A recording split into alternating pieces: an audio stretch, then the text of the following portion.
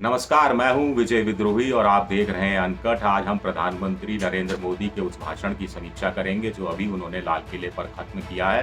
करीब 1.5 घंटे का भाषण था, 90 मिनट का भाषण था। इसको हम 9 मिनट में पूरी तरह से समेटने की कोशिश करेंगे। भाषण की शुरुआत एक नए नारे के साथ होती है और भाषण का अंत एक कविता के साथ होता है और ये मोदी जी को देखते हुए एक नई बात थी, एक नई कविता थी। सबका साथ, सबका विकास, सबका विश्वास, ये नारा बीजेपी का 7 सालों से चलन में रहा है। अब इसके साथ सबका प्रयास भी जोड़ दिया गया, यानी एक नारे का एक्सटेंशन हुआ, सबका साथ, सबका विकास, सबका विश्वास, सबका प्रयास। और ये प्रयास कब तक करना है? कम से कम अगले 25 साल तक करना है, 2047 तक करना है, जब देश की आज़ादी के 100 साल पूरे होंगे। और तब एक भारत के लिए एक सपना सा पेश किया कि ये चीज़ें भारत अचीव कर पाएगा। और 7 साल का जो विकास के काम है या अपने शासन का जो हिसाब-किताब था, वो उन्होंने रखा ही, लेकिन अंत जैसा मैंने आपको कहा कविता के साथ की, कविता से ही शुरुआत कर लेते हैं कि यही समय है, सही समय है, यही समय है, सही समय है, भारत का अनमोल समय है। असंख्य भुजाओं की शक्ति है, हर तरफ देश की भक्ति है, तुम उठो तिरंगा लहरा दो, भारत के भाग्य को फहरा दो। कुछ ऐसा नहीं जो कर ना सको, कुछ ऐसा नहीं जो पा ना सको। कुछ ऐसा नहीं जो कर ना सको, कुछ ऐसा नहीं जो पा ना सको। तुम उठ जाओ, तुम जुट जाओ, सामर्थ्य को अपने पहचानो, कर्तव्य को तब जानो। तो ये एक कविता थी। अमृत काल की बात कही है कि ये अमृत काल शुरू हो गया है, 12 मार्च से शुरू हो गया, जो 2047 तक या एक दशक अगला तो कम से कम अमृत काल के रूप में रहेगा। लेकिन इसमें थोड़ा एक यूपी चुनाव और दूसरे चुनाव के संदर्भ में एक पॉलिटिकल संदेश भी जाता है, पॉलिटिकल मैसेज भी जाता है, उसकी थोड़ी समीक्षा कर लेते हैं। कुल मिलाकर प्रधानमंत्री ने गरीबों पर जोर दिया, गाँव पर जोर दिया। गा से गरीब, गा से गाँव। गा से गाय की बात नहीं की उन्होंने, लेकिन चुनावी वैतरणी जो गाय की पूंछ पकड़ के क्रॉस करनी होती है, जैसे हम कहते हैं, तो ये गाय जो पूंछ है, ये जो गाय है, ये एक तरह से गरीब है और गाँव है, हम ये कह सकते हैं। रेहड़ी पटरी वालों का आप ज़िक्र करते हैं, आप कहते हैं कि उनको बैंकों के माध्यम से जोड़े जाने की बात कही जा रही है। आप हर घर जल की बात करते हैं, स्वनिधि योजना की बात करते हैं, उज्ज्वला से लेकर आयुष्मान की तब बात करते हैं, तब गाँव आपकी नज़र में रहते हैं। कुल मिलाकर कोरोना काल में गाँव में ज़्यादा संकट छाया है, गाँव वाले ज़्यादा प्रभावित हुए हैं, इस बात को प्रधानमंत्री मोदी अच्छी तरह समझ रहे हैं। और उत्तर प्रदेश के गाँवों में तो जैसी जो तस्वीरें आई थी कोरोना काल के दौरान, मुझे लगता है कि उसको कंपनसेट करने की कोशिश प्रधानमंत्री ने अपने भाषण में करी। एक तो मिड डे मील हो चाहे राशन हो, उसमें 2024 तक पोषण युक्त चावल सबको मिलेगा, ये भी गाँव की बात है। मेडिकल क्षेत्र में सुधार की बात कही, तो भी गाँव की बात कर दी कि हेल्थ और वेलनेस सेंटर ज़्यादातर ग्रामीण इलाकों में खुले हैं। ब्लॉक स्तर पर, यानी गाँव के थोड़ा सा ऊपर के स्तर पर अच्छे अस्पताल, अच्छे लैब खोले जाएंगे, ये गाँव के संबंधित में हो गया। फिर इसके बाद गाँव और गरीब के सिलसिले में उन्होंने गाँव को बदले जाने पर जोर दिया कि गाँव को विकास से जोड़ा जाना है, ऑप्टिकल फाइबर से जोड़ा जाना है।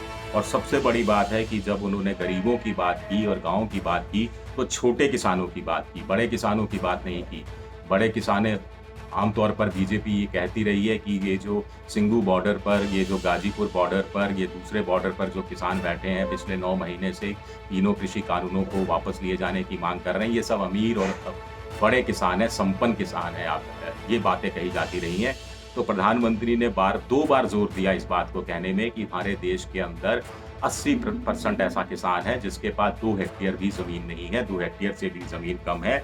ऐसे किसानों, जो छोटा किसान बने देश की शान, ये भी एक तरह से नारा दे दिया, छोटा किसान बने देश की शान, किसान और शान से जोड़ दिया। किसान सम्मान निधि की बात की, जो 6,000 रुपये देते हैं 10 करोड़ किसानों को, वो करीब 1.5 लाख करोड़ दे चुके हैं, ये हिसाब उन्होंने सामने रखा।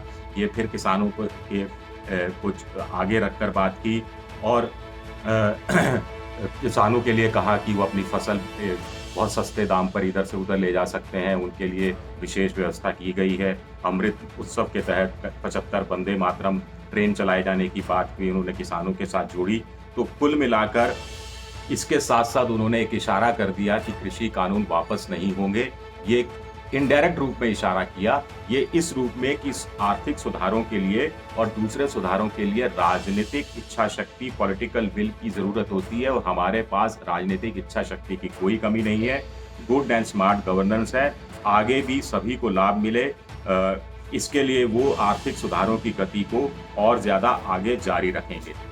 प्रधानमंत्री एक और चीज़ नहीं भूले, वो ओबीसी की बात करना, दलितों और आदिवासियों की उन्होंने जब गरीबों की और गाँव की बात कही तो उसको तो जोड़ा ही जोड़ा। लेकिन हाल ही में जो संसद के अंदर संविधान संशोधन बिल पास किया गया, जिसके अंदर राज्यों को ओबीसी सूची बनाने का हक दिया गया, उसका ज़िक्र करना नहीं भूले वो। नीट के एग्ज़ाम में यानी मेडिकल परीक्षाओं में जो केंद्रीय कोटे की सीटें हैं, उसमें 27% सीटें ओबीसी को देने की, पिछड़ा वर्ग को देने की बात जो अभी सरकार ने नई घोषणा की है, उसका ज़िक्र करना नहीं भूले। तो कुल मिलाकर मुझे लगता है कि वो यूपी के चुनाव के मद्देनज़र शायद ये बातें ज़्यादा कर रहे थे। पूंजीवाद और की बात की, समाजवाद का ज़िक्र भर किया एक लाइन में, लेकिन इसके साथ जोड़ दिया सहकारवाद। ये नया तरह का वाद है सहकारवाद, जिसको इन्होंने संस्कारों में बताया, कोऑपरेटिव को संस्कार बताया, सामूहिक रूप से चलने का तंत्र बताया, और ये याद दिलाना नहीं भूले कि इसके लिए अलग से एक विभाग की घोषणा की गई है। तो रेहड़ी पटरी से लेकर अब गाँव की, गरीबों की, गुरबों की बात उन्होंने की, और ये बातें उन्होंने देखिए सबसे बड़ी एक योजना उन्होंने की कि गति शक्ति योजना की, कहा कि गति शक्ति योजना शुरू होगी। 100 लाख करोड़ रुपए इसके लिए रखे गए हैं। ये एक बड़ी योजना है। ये भारत के मध्यम वर्ग को प्रभावित करती है, उच्च मध्यम वर्ग को प्रभावित करती है, रोजगार के नए मौके देती है, तो मध्यम वर्ग को ज़्यादा प्रभावित करती है। और मध्यम वर्ग बहुत बड़ा वर्ग है, 40 करोड़ के आसपास कहा जाता है इस देश में। लेकिन ये इसका ज़िक्र उन्होंने बाद में किया। पहले ज़िक्र किसका किया? गाँव का किया, गरीबों का किया, छोटे किसानों का किया, ओबीसी का किया, आरक्षण का किया। तो इससे आप समझ सकते हैं कि उनकी प्राथमिकता क्या है, और उत्तर प्रदेश चुनाव के मद्देनज़र इन चीज़ों को समझने की कोशिश हम कर सकते हैं। बेटियों के लिए उन्होंने कुछ और बातें की कि सैनिक स्कूल में लड़कियां भी पढ़ेंगी। मिजोरम से जो प्रयोग शुरू किया था पूरे देश भर में लागू किया जाएगा।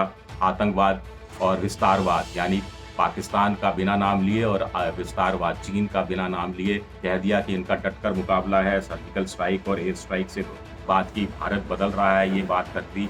और नई पीढ़ी को यह आह्वान भी किया कि कैन डू जनरेशन की बात है।